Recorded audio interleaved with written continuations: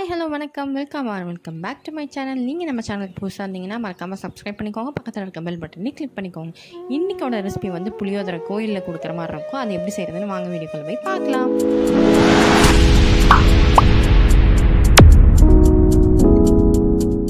கோயிலில் கொடுக்குற பிரசாதம் யாருக்கு தாங்க பிடிக்காது? எனக்கு ரொம்ப பிடிக்கும். யார் யாருக்கெல்லாம் ரொம்ப பிடிக்கும்னு சொல்லிட்டு கமெண்ட் செக்ஷனில் சொல்லுங்கள்.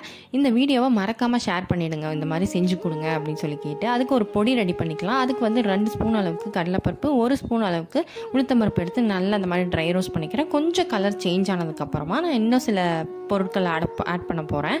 3 ஸ்பூன் அளவுக்கு தனியாக ஆட் பண்ணியிருக்கேன். 1 ஸ்பூன் அளவுக்கு குறுமிளகு ஆட் பண்ணியிருக்கேன். அதே மாதிரி 1 ஸ்பூன் அளவுக்கு வெந்தயம். இது எல்லாத்தையும் போட்டுட்டு தேவையான அளவுக்கு நம்ம வந்து மிளகா ஆட் பண்ணிக்கலாம். என்னோடது வந்து பயங்கர காரமாக இருக்கும், அதனால் நான் 3 ஆட் பண்ணியிருக்கேன். நீங்கள் காரத்துக்கு ஏற்ற மாதிரி நீங்கள் ஆட் பண்ணி நல்லா ட்ரை ரோஸ்ட் பண்ணி எடுத்து வச்சுக்கோங்க.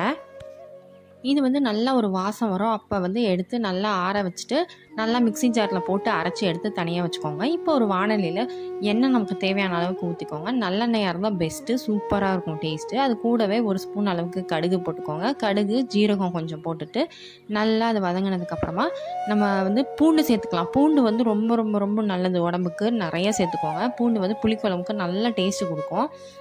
அடுத்தது இந்த குழம்புக்கு ஏற்ற மாதிரி காரமாக இருக்கிறதுக்காக நம்ம வந்து வரமிளகா ஆட் பண்ணிக்க போகிறோம். நீங்கள் உங்கள் காரத்துக்கு ஏற்ற மாதிரி ஆட் பண்ணிக்கோங்க. வரமிளகா போட்டுட்டு மஞ்சத்தூள் போட்டுட்டு நல்லா கிளறி விட்டுட்டு ஒரு கைப்பிடி அளவுக்கு கருவேப்பிலை போட்டுக்கோங்க. கருவேப்பிலை போட்டிங்கனாலும் நல்லா டேஸ்ட் இருக்கும்.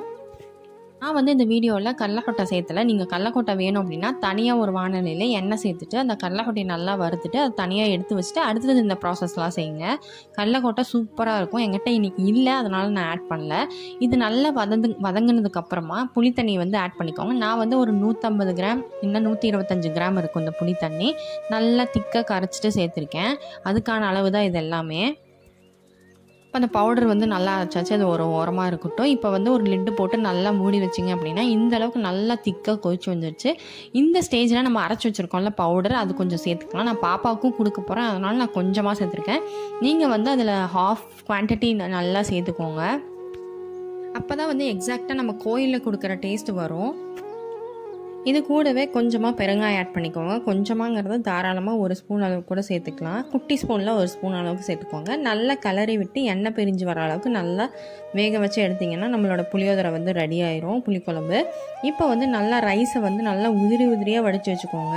அப்படி கையில் எடுத்தாவே தனித்தனியாக வரணும் அந்த ரைஸு. அப்போ தான் வந்து டேஸ்ட்டு வந்து சூப்பராக இருக்கும். நீங்கள் வந்து நம்ம சேனலை ஃபாலோ பண்ணிக்கோங்க.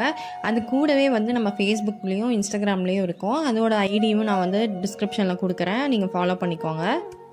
அதே மாதிரி இந்த புளியோதரைக்கு அப்பளம், ஊறுகாய் எல்லாமே சூப்பராக இருக்கும். நாங்கள் வந்து கத்திரிக்காயும் முருங்கைக்காயும் வச்சு சாப்பிட்டோம் பொரியல் பண்ணி. ஓகே ஃப்ரெண்ட்ஸ், நெக்ஸ்ட் வீடியோவில் பார்க்கலாம். பாய்.